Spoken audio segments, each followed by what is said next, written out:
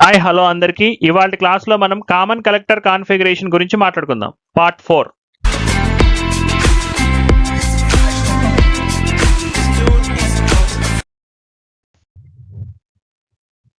Input characteristics ఏదైనా సరే CB, CE, CC అన్నిటికీ కూడా ఇన్పుట్ క్యారెక్టరిస్టిక్స్, అవుట్పుట్ క్యారెక్టరిస్టిక్స్ తో పాటు current transfer characteristics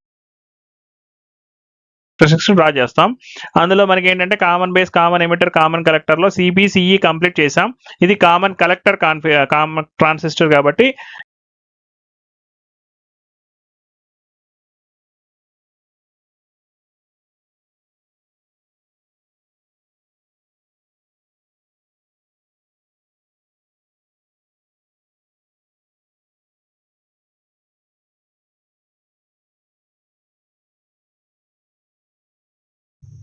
so CC configuration కి సంబంధించి మీకు ఇక్కడ రెండు diagrams using NPN transistor and using PNP transistor రెండుకి కలిపి డయాగ్రామ్స్ ఇవ్వడం జరిగింది. So NPN PNP transistor arrow mark indication బట్టి ఎలా గుర్తుంచుకోవాలో చెప్పాను. అండ్ అవుట్పుట్ ఇన్పుట్ సైడ్ ఎలా కనెక్ట్ చేసుకోవాలో కూడా మీకు ప్రీవియస్ క్లాస్ లో చెప్పాను కాబట్టి యాజ్ ఇట్ ఈస్ గానే ఉంది, ఒకసారి గమనించండి.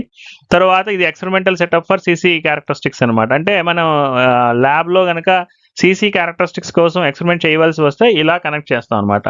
ఇది యూజింగ్ ఎన్పిఎన్ ట్రాన్సిస్టర్ మీకు ఇవ్వడం జరిగింది. సో యాజ్ ఇట్ ఈస్ గా ఇక్కడ ఏంటంటే వోల్టేజ్ ని it side and input side and output side ఎలా కనెక్ట్ చేసాం. వోల్ట్ మీటర్స్, అమ్మీటర్స్ ఎందుకు ప్లేస్ చేస్తామంటే మనం ఆ రీడింగ్స్ నోట్ చేసుకుని దానికి సంబంధించిన క్యారెక్టరిస్టిక్స్ గ్రాఫ్ షీట్ మీద డ్రా చేయడం కోసం. సేమ్ ఇక్కడ మీకు ఏంటంటే ఈ ఒక్క పర్టికులర్ పార్ట్ తప్ప రిమైనింగ్ అంతా యాజ్ యూజువల్ అదే ఉంటుంది కాబట్టి ఇంకా కన్ఫ్యూజన్ అవ్వాల్సింది ఏం లేదు. ఇటు ఒక వోల్ట్ మీటర్ అమ్మీటర్ సెటప్, ఇటు ఒక volt meter ammeter setup, additional గా ఇక్కడ ఒక రెసిస్టెన్స్, ఇటు సైడ్ ఒక రెసిస్టెన్స్.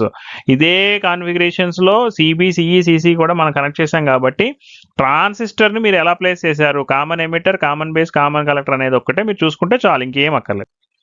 ఓకే, ఇవి క్యారెక్టరిస్టిక్స్. ఇవి కొంచెం డిఫరెంట్ గా ఉంటాయి చూడండి. సిబి, సిఈ ఒకలాగా ఉంటుంది, సిసి ఒకటి వేరుగా ఉంటుంది అనమాట.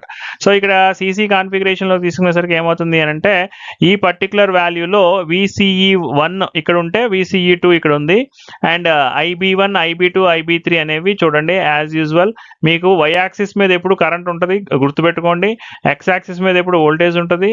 సో ఈ మాత్రం మర్చిపోకుండా ఉంటే చాలు. మీరు ఎగ్జామ్ లో ప్రజెంట్ చేసేటప్పుడు ఎక్స్ యాక్సిస్, వై యాక్సిస్ మీద వోల్టేజ్, కరెంట్ తీసుకుంటాం అనేది గుర్తుపెట్టుకోండి.